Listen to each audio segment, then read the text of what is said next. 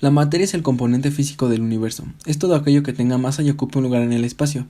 Esta se clasifica por sus distintas propiedades. Las moléculas son la combinación de dos o más átomos distintos que se unen de forma específica, es decir, con distribución definida y que se mantienen unidos por fuerzas especiales. Los átomos son los bloques de construcción de la materia, son muchísimo más pequeños y se catalogan en elementos. Todas las sustancias existen en un estado. Unos son denominados sólidos, donde las moléculas se mantienen juntas de manera ordenada con poca libertad de moverse.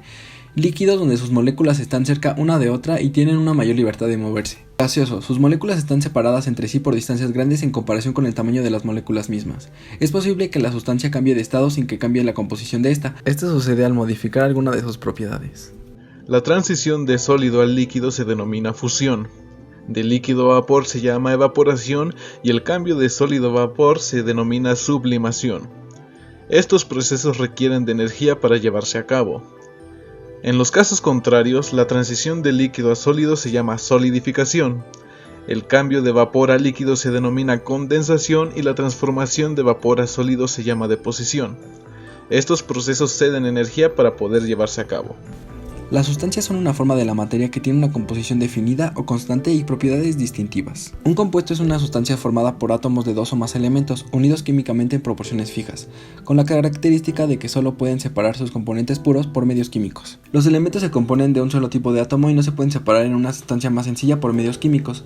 Sus propiedades se relacionan no solo con el tipo de átomo, que es su composición, sino también con el arreglo de estos, es decir, su estructura. Una mezcla es una combinación de dos o más sustancias en las que cada una conserva sus propiedades distintivas, pero no poseen composición constante y se pueden separar por métodos físicos. Estas pueden ser homogéneas, donde su composición es uniforme, por ejemplo, agua con azúcar, y las heterogéneas, donde su composición no es uniforme, por ejemplo, el agua con aceite. También existen los coloides, que es la dispersión de partículas de una sustancia denominada fase dispersa en un medio dispersante hecho de otra sustancia. Por ejemplo, adicionar arena a un recipiente con agua y se agita. Al principio las partículas de arena se quedan suspendidas, pero poco a poco se depositan en el fondo entre estos dos extremos y hay un estado intermedio llamado suspensión coloidal. Una disolución es una mezcla homogénea de dos o más sustancias, compuesta del soluto, que es la sustancia presente en menor cantidad, y el disolvente, que es la sustancia que está en mayor cantidad. Una disolución puede ser gaseosa, sólida o líquida. Existen disoluciones diluidas o no saturadas, es decir, que contienen menor cantidad de soluto que la que es capaz de disolver. Saturadas, que contienen la máxima cantidad de un soluto que se disuelve en un disolvente en particular, a una temperatura específica. Sobresaturadas, estas contienen más soluto que el que puede haber en una disolución saturada, no son muy estables y con el tiempo una parte del soluto se separa de la disolución sobresaturada en forma de cristales. Una propiedad física se puede medir y observar sin que se modifique la composición de la sustancia, como el punto de fusión o la temperatura. Una propiedad química es la conversión de una sustancia en otra, es decir, que cambia su composición química. Las propiedades organolépticas son aquellas características que se pueden describir con los sentidos.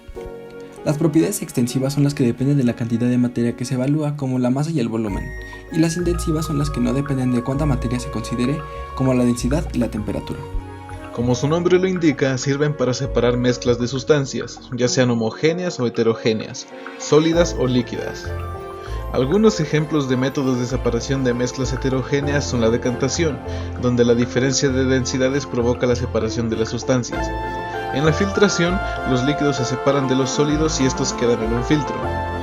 Los ejemplos de métodos de separación de mezclas homogéneas son la destilación, donde se aprovechan los diferentes puntos de ebullición de los líquidos, y la cromatografía, en el cual se aprovechan las interacciones de las sustancias con el disolvente.